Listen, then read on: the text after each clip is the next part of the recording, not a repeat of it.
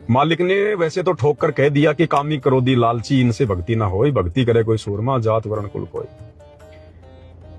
आपने कभी विचार किया हो, गुरुदेव हमें सत्संग में विश्वामित्र की कथा सुनाते हैं, मार्कंडे ऋषि की कथा सुनाते हैं, और क्या बताया गुरुदेव ने कि एक समय विश्वामित्र तपस्या कर रहा था।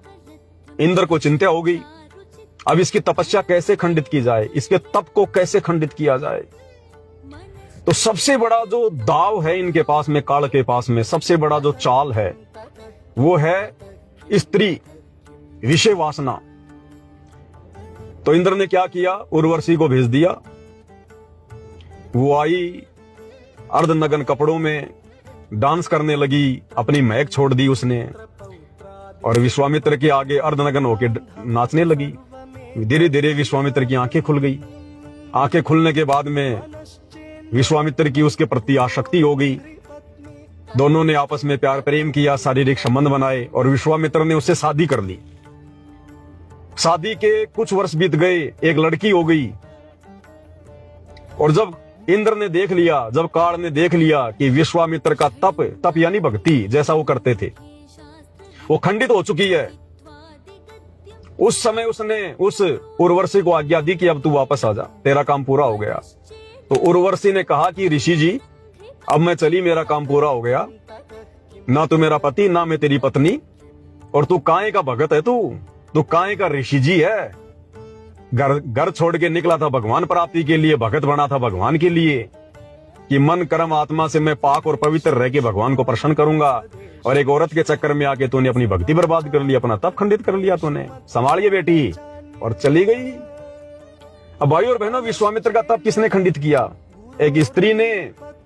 विश्वामित्र ने कोई व्यभिचार नहीं किया, कोई बलात्कार नहीं किया, उसने उस उर्वशी से शादी की, अपने पास अपनी पत्नी रूप में रखा, और वो उसकी पत्नी भी उसके लिए भक्ति की बर्बादी का कारण बन गई, बर्बादी का कारण है। इसलिए भाई और बहनों, ये सबसे बड़ी जो बीमारी है ये स्त्री है। भक्ति मार्ग में स्त्री, कहते हैं ना, चोर को खांसी और भगत को दासी, ये सबसे बड़ा रोग है ये। अगर आप भक्ति करने निकले हो घर से, या अपने घर में रह के भक्ति कर रहे हो, दासी यानी स्त्री, विषय वासना, ये सबसे बड़ा रोग है। और चोर अगर चोरी करने निकला है और अगर खांसी हो रही है उसको, तो वो उसको मरवा देगी। घर में घुस गया और खांसी शुरू हो गई, पकड़ा जाएगा, लोग मारेंगे। इसी प्रकार भगत है, भक्ति कर रहा है और औरत के भी संपर्क में है, अपनी या चाहे कोई और की, वो सबसे बड़ी बीमारी है। परमात्मा कहते हैं आग पराई या अपनी, हाथ दिए जल जाए। औरत अपनी या पराई, उसको भोगे सब कुछ जाए। तो ये विश्वामित्र का उदाहरण है। उसने कोई दूसरी स्त्री के साथ में संभोग नहीं किया, उसने शादी करी और उसके साथ शारीरिक संबंध बनाए, और खुद की स्त्री भी उसके लिए काल बन गई, काल। इसी प्रकार जब मार्कंडे ऋषि बंगाल की खाड़ी में तपस्या कर रहा था, तो काल ने क्या दाव चला, अपनी औरत को भेज दिया, क्योंकि आदमी यही मरता है, यहीं पे सबसे ज्यादा भक्ति का नाश यही होता है। इसलिए भाई और बहनों, परमात्मा अपने मुख से नहीं कहेंगे कि बच्चों तुम रमेणी मत करो, तुम शादी मत करो। गुरुजी नहीं कहेंगे, क्योंकि गुरुजी ने उधर काल को भी तो वरदान दे रखा है कि तू रोजाना 1 लाख स्त्री पुरुष खाएगा।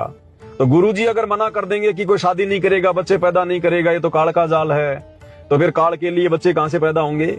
इसलिए भगवान ने तो बैलेंस बना के चलना पड़ता है। इसलिए परमात्मा संकेतों में बात करेगा, और संकेतों में तो छोड़ो, गुरुदेव ने तो वाणियों में साफ साफ कह ही दिया, कामी क्रोधी लालची इनसे भक्ति ना होए, भक्ति करे कोई शूरमा जात वर्ण कुल खोए। आग पराई अपनी, हाथ दिए जल जाए, नारी पराई अपनी, भोगे सब कुछ जाए। और गुरुदेव कहते हैं भग भोग्या भग उपजय, भग से बचा न कोई, और जो कोई भग से बचे, भाई भगत कहावे सोई। जिस दिन तुम इस गंदगी से दूर हो जाओगे, तब तो तुम एक भगत कहलाओगे। तो भाई और बहनों, हर चीज को सतगुरु रामपाल जी भगवान खोल के नहीं बताएंगे। इसके लिए तो गुरुदेव ने हम सबको मनुष्य शरीर दिया है, ऊपर से अपना तत्व ज्ञान दे दिया, आशीर्वाद दे दिया। हमने भी चिंतन मनन करना पड़ेगा कि भक्ति मार्ग में कहाँ हमारे को हानि है, कहाँ हमारे को फायदा है।